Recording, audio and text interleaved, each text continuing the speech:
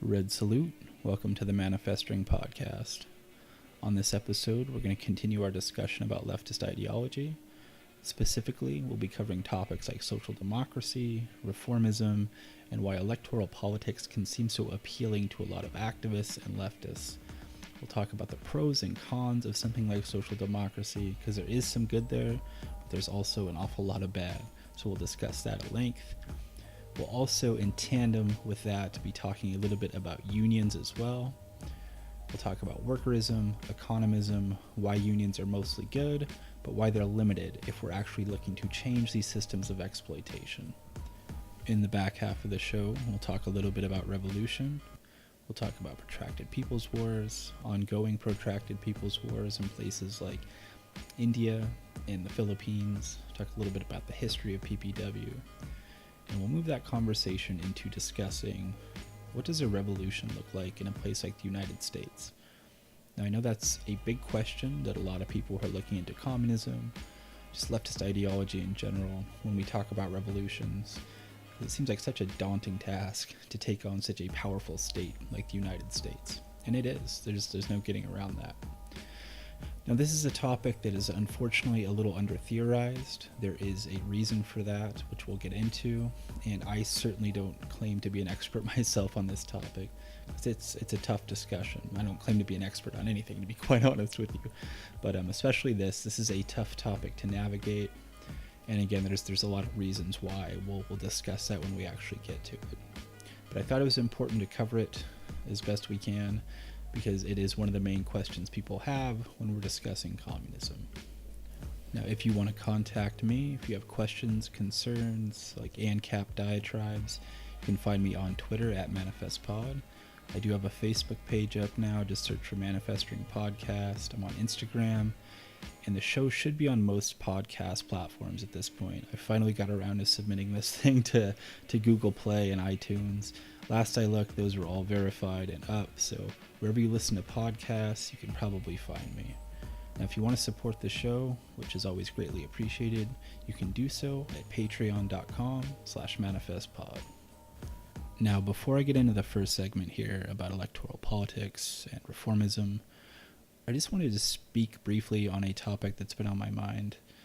Now, when I took my year away from doing the show, I kind of took myself away from a lot of social media platforms as well, specifically Twitter, like leftist Twitter, which can be pretty toxic, as I'm sure many of you know. Now, I know like petty squabbles on leftist Twitter are kind of the name of the game. It's to be expected. But what I wanted to talk about specifically here was just some of the targeting that I see from people who consider themselves communists or activists or revolutionaries, and the extent of their revolutionary activity is getting on Twitter, making snarky remarks and taking pot shots at people that are actually out there doing something and organizing, and assuming that they're somehow revolutionaries for doing so. It's bullshit. Now, what I'm talking about specifically here is the Red Guards Austin. If you're not familiar with that group, it's not the end of the world. I think the idea of what I'm talking about here will still land. Hopefully it lands. Now, if you disagree with a group politically, hash that out. Have a principled debate with them about the issues you disagree about. That's, as communists and revolutionaries, that's what we should be doing. But again, what I see here is a lot of people who, to my knowledge, don't do shit else but get on Twitter and have some sassy remark about either the Red Guards or a different type of organization, who are at least out there doing something, who are out there organizing and trying to help people. Now, again, if you don't see eye to eye politically with the Red Guards, that's fine. That's totally fine. Again, have a principled debate, though. Because if you consider yourself an activist for just talking shit online, that's just not the case. You're not a communist. You're not a revolutionary. You're just kind of an asshole. So that's my little piece on that. Now, getting away from the nonsense that is Twitter, let's actually jump into the show itself. Again, I want to talk about social democracy, reformism, and electoral politics. Now, I've been going pretty hard on anarchism the last couple of weeks, so I decided to let up on that for a while. Again, it's not like I have a personal vendetta with anarchists or anything of that nature. I just think it's important to have some clarity and coherency if we're talking about having revolutions and all that involves. So this week, again, I want to talk about social democracy. Now, this is a more difficult conversation to navigate, I think. It's a more nuanced conversation, just because there is some good that comes along with electoral politics and social democracy. I mean, people's lives sometimes do objectively get better through electoral reforms. It's just the case. The issue we run into here is the permanency of those solutions, and also the fact that a lot of times, if you have some victories in electoral politics, people tend to get complacent and assume that this is enough. We'll kind of slowly chip away at the system through electoral reforms.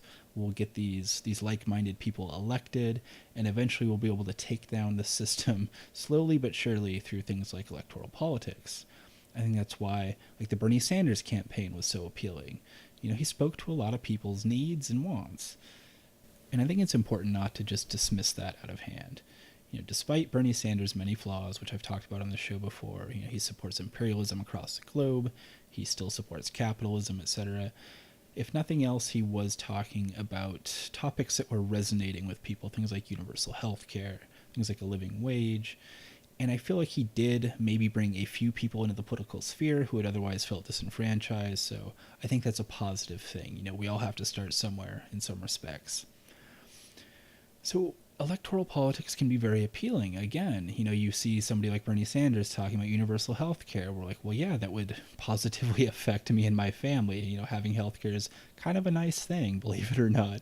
A living wage, that would also be nice. So, and these are things that can be gained through the electoral system. Again, we can look back on the history and see where people's lives have objectively improved through politics. But we really need to talk about that issue of permanency. Now, you may have well-meaning individuals who have worked extremely hard for decades to get minimal gains through the electoral system, but all of that can be swept away overnight. If you look back at history, fascist dictatorships, even here with like the Trump administration, things that people have worked so hard and so long for can just disappear like that, because that's how the system works. Now, especially if we're talking about something like actually challenging a capitalist mode of production, to assume that we can actually tackle that issue and bring down the capitalist system through electoral politics is extraordinarily naive. Because let's be honest, the elite, the people that kind of run the show, the people that play the biggest part in these same electoral systems, are not going to allow that to happen. They'll tighten ranks, they'll shut it down, they'll sweep away all these reforms. That's why there's such a limitation to electoral politics and even things like social democracy, where, hey, we're going to get this socialist in office. He's just like us, he believes in these things. And he or she may. That's not the issue. It's just the fact that their power is limited. If they get too close to the sun, they will be shut down, and these gains will be swept away. It's happened before, it'll happen again. You cannot take down a capitalist mode of production through a democratic system such as the one we have right now. Again, it's just naive. Now, if our intention is to actually challenge and overthrow these systems of exploitation, we have to be serious about the limitations of reformism, of electoral politics, because that's not going to be enough to get where we're going. The answer is, and always has been, a complete overthrow of these systems of exploitation, and that's not something that we can accomplish just through electoral politics, unfortunately. Now, all that being said, again, if there is electoral reforms that are going to objectively make people's lives better, then I think it's important to support that. Even as leftists, it's important to support that. The goal of being a leftist again, or being a communist, a leftist of any stripe, is to make people's lives better. That's kind of the name of the game. So if we have an opportunity to do that, yeah, let's go ahead and support that, and let's do that. But again, we have to have an honest conversation about the limitations of electoral systems, electoral politics, and of social democracy. It has a nice shiny veneer. It sounds really good. It sounds like we can get where we're going without having any violence or a revolution of any type. We can just go out there and protest, elect the right people, and then we're good as gold. But again, unfortunately, that's just not going to work. History proves that, and it's so important to learn from history. This lack of permanency alone really should be enough to make most people consider whether reformism is actually a viable tactic when it comes to challenging the root causes and systems of exploitation. But honestly, that lack of permanency aside, because that may not even be the worst outcome of relying solely on electoral politics. Now look at something like culture in the United States. I'm not breaking any news here, when I state that there's been a rightward creep. There's always been a rightward creep in electoral politics. This has been happening for decades. And now you'll hear from liberals and centrists who say that we must find this middle ground with reactionaries and conservatives. The answer is always in the middle there. But you end up trying to find middle ground with monsters, more or less. So you end up debating things that shouldn't even be up for debate in the first place. Things like housing, healthcare, food, basic human necessities. We haven't even won those basic services for humans, so that alone should really tell you how effective or ineffective electoral politics have been. This rightward creep is responsible for something like the outpouring of support that we saw for Hillary Clinton during the 2016 election. A heinous candidate with a ton of blood on her hands, but was somehow seen as the hero that was going to save us from sure doom. This is again why we see people calling Obama a socialist or a communist, even though he oversaw the greatest transfer of wealth from poor to wealthy in human history, oversaw a record number of deportations, not to mention his terrible foreign policy, which has resulted in hundreds and thousands of deaths.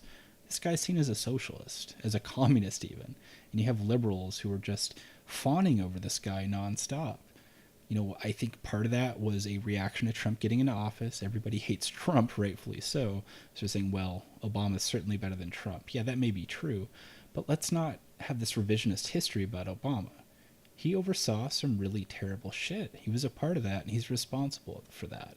But again, this guy's kind of seen as the left pole just because that is how far right electoral politics have become in the United States. We're losing that war of culture. It's pretty simple. So just to put a bow on this talk about social democracy, let's revisit that question of if we actually did get somebody into office who considered themselves a socialist. Let's say it's Bernie Sanders with better views on foreign policy and actually says they want to challenge capitalism. Now that's where we run into a wall. That's the sticking point. Because capital runs the show, not this candidate. That's just how it works under a capitalist mode of production. So if you did have somebody in office who really did try to challenge capitalism, that would be a crisis to capital. And we see what happens when capital is in crisis.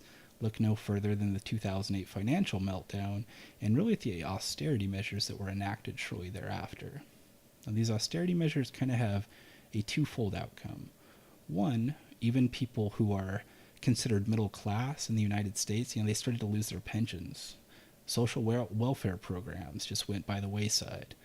Things that keep us afloat just disappeared. Again, these things that people worked so long and so hard to get just vanished overnight.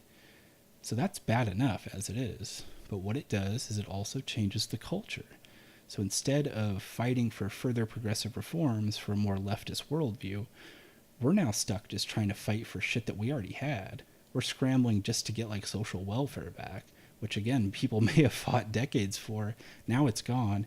Now the battle shifts again. Instead of taking a more progressive approach and fighting for real progressive ideals, we are fighting for things that we already had. That rightward creep takes hold.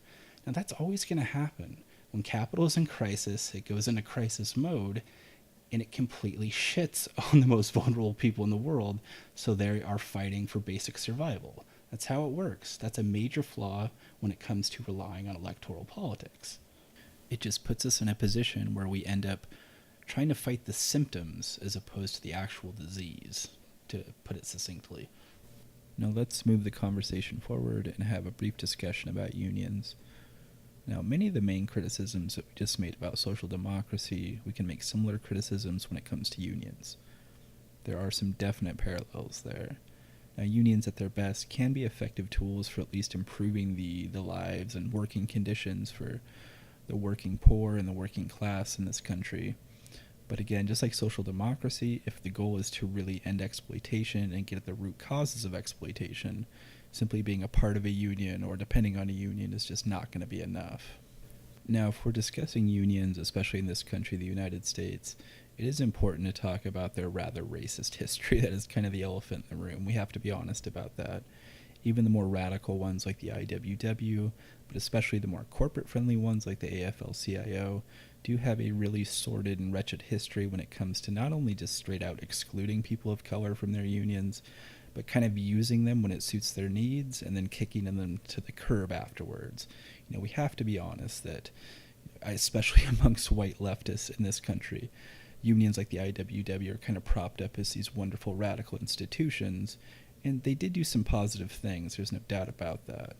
But we do have to look at the history of, again, excluding people of color or just flat out using them when it suits their needs. We can't avoid that question.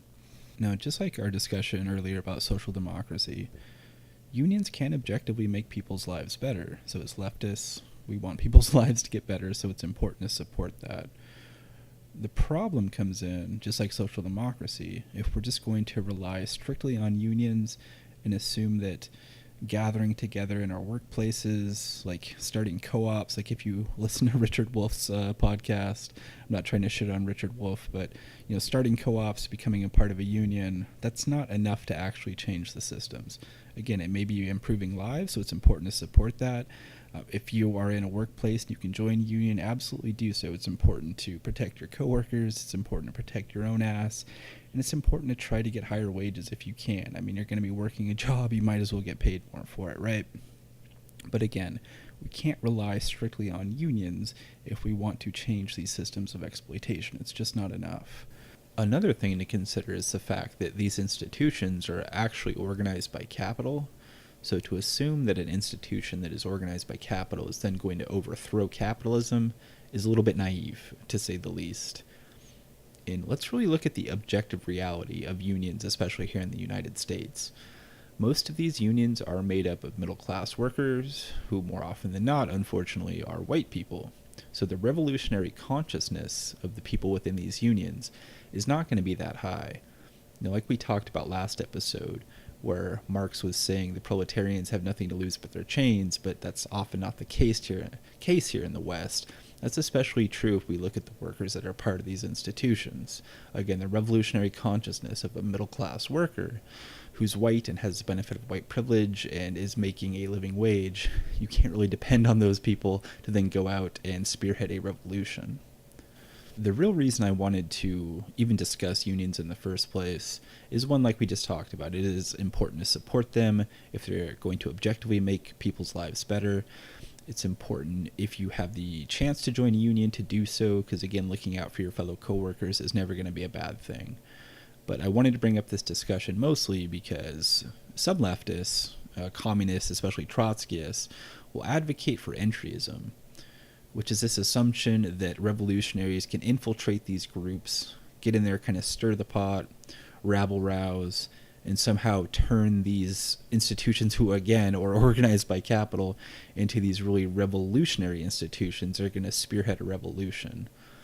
Now, that has never worked. That has objectively never worked, and it never will work. So I think it's kind of a silly notion to assume that we can go that route. But it is still, again, something that's advocated by a lot of communists, again, mostly Trotskyists or Draperites. So I just wanted to talk about that because it's kind of a ridiculous outlook, but again, it's something that a lot of people still believe for whatever reason. That leads us into the last topic that I want to talk about this week. If going to the polls and voting for somebody isn't enough, if anarchism isn't enough, if joining these unions, taking this route of entryism and trying to rabble-rouse and turn these institutions into radical institutions, if that's not enough, what is enough? How do we actually have a revolution in a place like the United States or any of the other centers of imperialism? Now, this is such a difficult question to answer, let me tell you. Usually I will record these episodes and I'll try to do everything on the same day, just so there's some continuity to the show.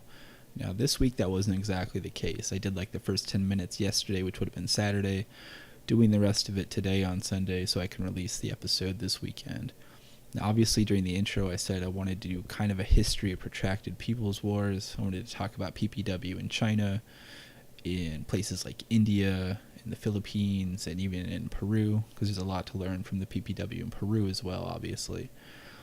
But I really wanted to talk about how do we have a revolution in the imperialist centers, in the metropoles? How does that look?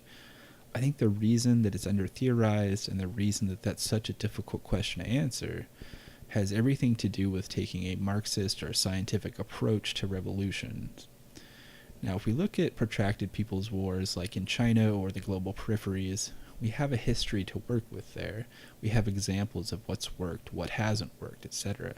So that's the whole point of Marxism, again, of taking a scientific approach, is to look at these events, learn what they did right, what they did wrong, and then kind of move forward from there. We simply don't have a history of successful revolutions in imperialist countries. The closest example we have to that, which it's not even close to the same as what we're facing today, would be that Russian Revolution in 1917, where and this is even an arguable point, where an insurrection was kind of the name of the game, and that's what won the revolution. We'll get into that and why that may not actually be the case. But again, we don't have this vast history of revolutions in imperialist nations, so it's hard for us to take a scientific look at that and say, well, this is what must be done, this is what must not be done, and then move forward. Now, all that being said, there is still some space for us to have a little bit of a conversation this week about it, to kind of preface that conversation going forward. Now, to be quite honest with you, I want to do a little more reading on this myself. Now, I read a couple pieces from the PCR-RCP, which are really good and kind of specifically about PPW and the metropoles. Obviously, there's a lot to learn from, again, like the history of PPW at the global peripheries, like the Communist Party of Peru and Chairman Gonzalo put out some invaluable work on that.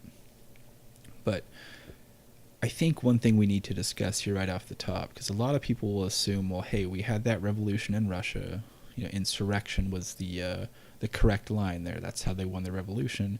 So we need to apply that here in the metropoles today, because that's the only route. We can't use PPW here. It's just not going to work. I think that's a flawed logic for a few reasons. First of all, we have seen insurrections tried after that October Revolution in Russia, and they all kind of failed spectacularly. So we can look at that and be like, well, maybe not. But also, if we look back at that revolution in Russia during 1917, one could argue that that actually was a protracted people's war that started in 1905, and there was kind of this prolonged struggle, and 1917 was just kind of the final event. So was it really an insurrection? I think that's an arguable point, to be quite honest. But one thing we can learn from that is, just like I said before, there's not a history really of revolutions in imperialist nations. So we got to change that, right? If we want to have a history to study, we actually have to try and have revolutions, right? If we're going to take a Marxist approach, we need something to work with. So this theory of insurrection, that we just need this prolonged, protracted legal struggle just within the legal bounds in the imperialist nations, I don't think that's going to work, because that doesn't get us anywhere. That just leaves us with this germ of a theory that we're never able to really expand on. Where if we attempt to have a PPW in the imperialist metropoles, then we would at least have something to work with. Just like a hard science, you have to bring these things into the lab and test them out. The same is true for the revolution. You actually have to have a revolution, or attempt to have a revolution, if you hope to learn anything from it. Now, I know another hang-up that a lot of people have when they hear about PPW in imperialist countries is they assume that people that are advocating for that are just trying to kind of copy-paste what happened in China and apply that to the conditions we have here, like, say, in the United States. Well, that's obviously not the case. I mean, nobody's calling for, like, peasant armies to take up arms and surround the cities and kind of have this agrarian revolution, just because the conditions aren't the same. We have to look at the material conditions of what we're dealing with and then apply these theories as best we can. So it's important to understand what protracted people's war actually means, and the fact that, again, we're not just trying to copy-paste what was successful in China and apply that here at the metropoles. So really, my plan for the next week or so, or however long it takes me to get the next episode out, is to really study this in depth. Again, I don't want to come at you guys with a half-baked theory, because I've been guilty of that before. I kind of self-critiqued myself on my return episode about doing that type of shit. So that's the last thing I want to do. So I hope you don't think this is a cop-out. It's a tough issue to talk about, and I want to make sure I'm getting what I can correct before I jump on the mic and try to tell you all about it. So that's going to be the episode for this week. I do hope you got something out of it. Again, if you have any questions, comments for me, just kind of want to shoot this shit, you can usually find me on Twitter at ManifestPod. I am on most of the other social media platforms as well, like Facebook and Instagram, so you can find me there too. If you want to support the show, again, it's very appreciated. It does help me out a lot. You can do so at patreon.com/manifestpod. So, until next episode, Red Salute.